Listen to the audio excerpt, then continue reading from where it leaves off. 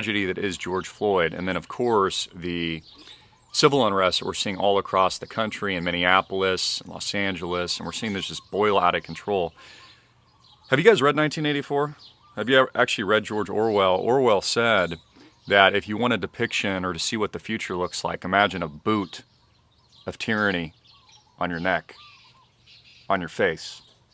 You see, George Floyd is just a metaphor for the current state of affairs in America. And there's a boot of tyranny on all of our necks. I mean, could you imagine if people were out in the streets like they currently are over the lockdowns and the quarantines and the coronavirus shutdown and the loss of income and the mental health issues and the child abuse and the suicides that were just suffered as a result of closing down the entire country? And the point is, this is divide and conquer in order to control the American people. It also acts as Freudian catharsis because, not you tuning in, but the American people aren't smart enough to realize who the real enemy is.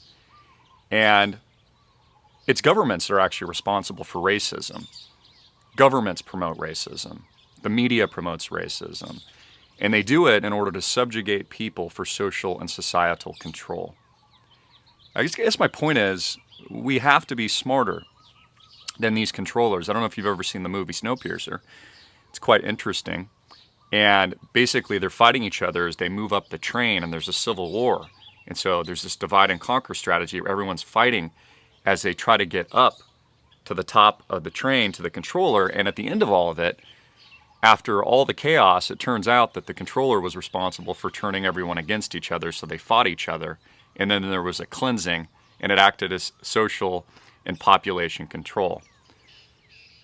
This is exactly what's happening in America today, with perfect timing, engineered timing, to act as catharsis while people are angry.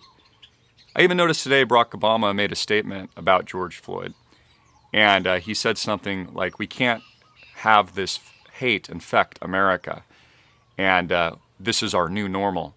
Notice the perfect choice of words, because again, Barack Obama is very, very smart. He's also a master of propaganda. He's one of the social controllers. It ties into global warming and ties into the lockdowns, ties into the new system and the new order that we've been talking about on this channel for a long time. I'm also very disappointed in a lot of the quote-unquote conservative pundits that play into it, right? That say they care about the American people and the truth, yet they rabble-rouse and play into the emotion for their own gain, their clickbait views, when they are actually smarter than that. Again, if you can't read between the lines here and understand this is a divide and conquer strategy that is incredibly Orwellian, incredibly predictable, and frankly disappointing and boring. I want to comment, I see in the reaction I think is justified, and I demand that George Floyd and his family receive absolute recourse, and I think that the police officers should be absolutely prosecuted to the full extent of the law. But I see a lot of people, to remain nameless, in professional sports, in government, positions of massive power. I mentioned Obama. Hollywood, the media, that are in significant positions of power with significant wealth and significant privilege, and then pushing more divide and conquer and pushing for really what I think is only promoting what's hurting the American people right now. For example, burning down Minneapolis hurts the community. It hurts you tuning in. It doesn't hurt the government. Again, government is responsible for propagating and pushing racism in America for social control. That's what it is. And it really is like they just pressed a button. They're like, okay, we need catharsis now since we locked everyone in their home. I mean, could you imagine if people were protesting like they are over George Floyd, over the loss of their rights, a surveillance police state in the United States of America, lockdowns, bailouts, monetization of our debt. I mean, the list goes on and on and on. But again, the American people aren't smart enough to read between those lines. You are. That's why you tune in. But they're not smart enough to see it. And these people that actually run society are laughing at America. They are. So that's really all I want to talk about. I just briefly wanted to comment on it today.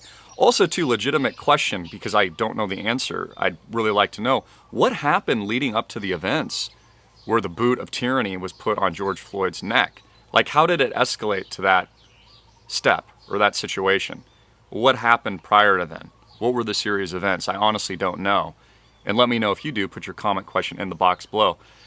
Outside of that, guys, you got to focus your intention and your intentions and your mind on things that are positive, that are actually going to help you in life. What's going to, for example, if you feed off the George Floyd in social media today, like eating that bag of Doritos, how does that serve you? It's also not Christian, honestly. For all the conservative pundits out there that say they're Christians, and I'm not judging, and I'm not trying to be judgmental, but if you're playing into this race baiting and race divide, and you're using this story to just profit for yourself and to clickbait people into views, that's not Christian at all. And that's not helping the American people. It's creating more division, and it's allowing these controllers to actually control you.